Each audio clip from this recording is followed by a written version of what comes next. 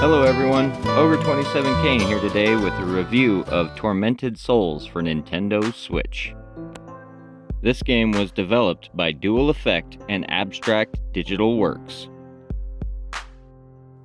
Let's do a quick overview of this game, talk about what it's all about.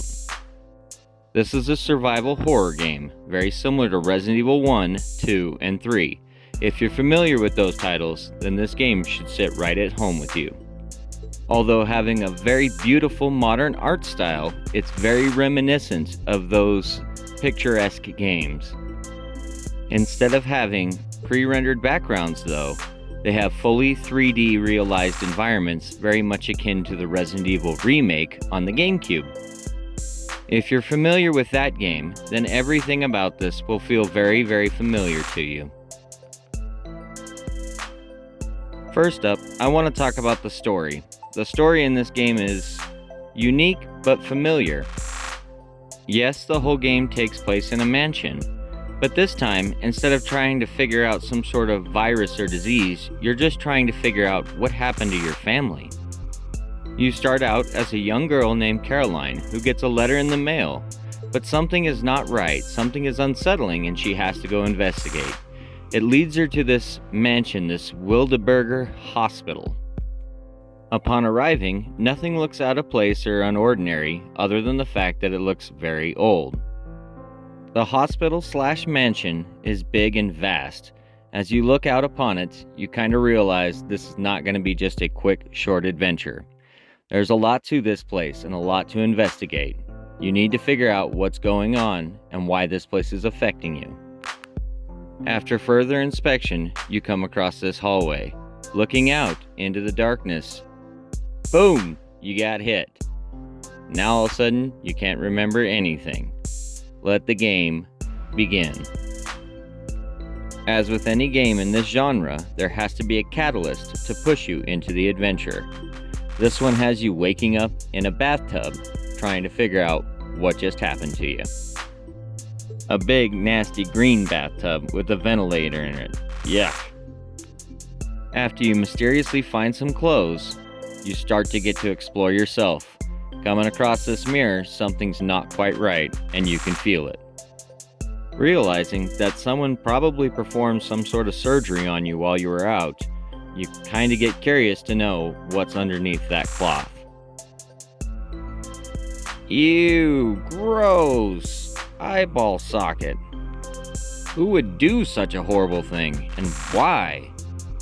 Just one more reason to play on and figure out what's going on. Next up, we have graphics and animations. This game is smooth as silk, except for the cutscenes. The cutscenes stutter and blur like crazy, but the gameplay is very consistent and steady. I'm going to bring in a special guest with me at this point, Dovahkiin16, to explain her take on it. As a new perspective on what I consider an old genre, I'm really interested to know what she thought of this game. With that being said, what did you think of the graphics and animation, Dovahkiin?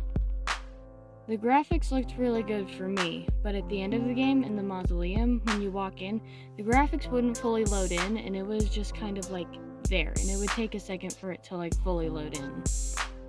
I agree, there was definitely pop-in down in the sewers and the bunker areas. You could tell that they probably didn't have as much time to test them or fully implement all the cool effects that they did in the mansion itself. What about the art style, Dovahkiin? Did you like the art? Did you think it was pretty cool and unique?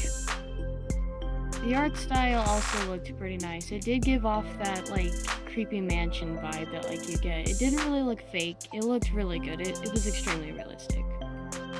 I will agree with you there. It looks super realistic. There were no obvious polygons or shapes or anything like that. Everything had a good rounding to it and had a convincing look and texture to it. All except for the characters themselves. The characters look pretty stiff and stilted, but I'm willing to forgive that. My only question is why did she look so stiff? She had no facial expressions. She just kind of stood there with that blank look on her face. Well, I guess that doesn't matter too much because we got gameplay next, and gameplay is really where this game shines. The gameplay in this is your traditional exploration style game. As you go through, you unlock different things, you get new weapons, new items, you do puzzles that unlock doors, and the cool thing is it's a Metroidvania of sorts. It has a lot of areas that lead back to themselves with shortcuts and stuff. What was your take on the gameplay, Dovahkiin? It was really intriguing. It kept making me want to see more of what was going to happen next. It was really scary though, and something would just pop out of a cabinet when you didn't notice it.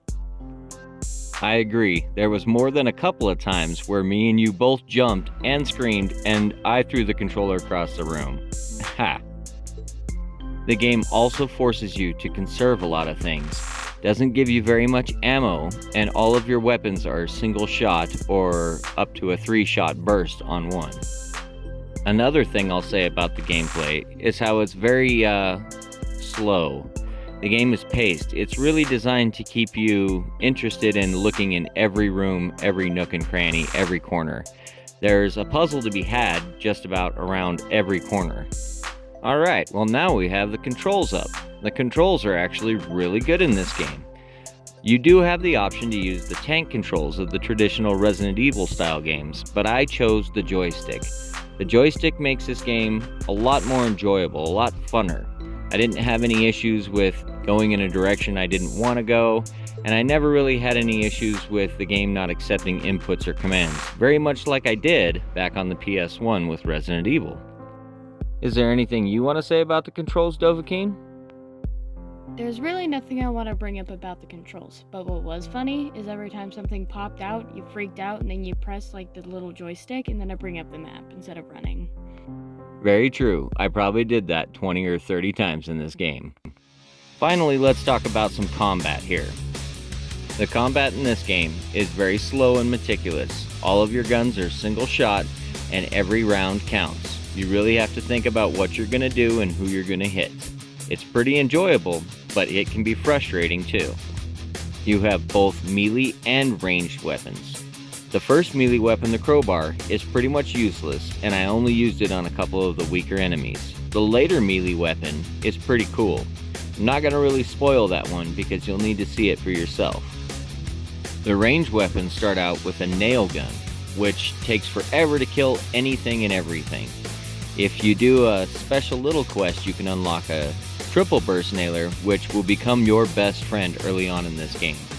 There's also a shotgun that you can build and put together that pretty much works to take everything down and is definitely the weapon of choice for this game. Although all the weapons are pretty limited, they do their job pretty well. You don't really need anything more powerful than the shotgun. You just need to calm your nerves, take aim, and let it rip. Some of the enemy animations though can be kinda ridiculous. I definitely got hit a few times with recoil and knockback. It's really hard to take your shot, reload, and get away from the enemy at the same time. Although there is a dodge move, it's really hard to institute.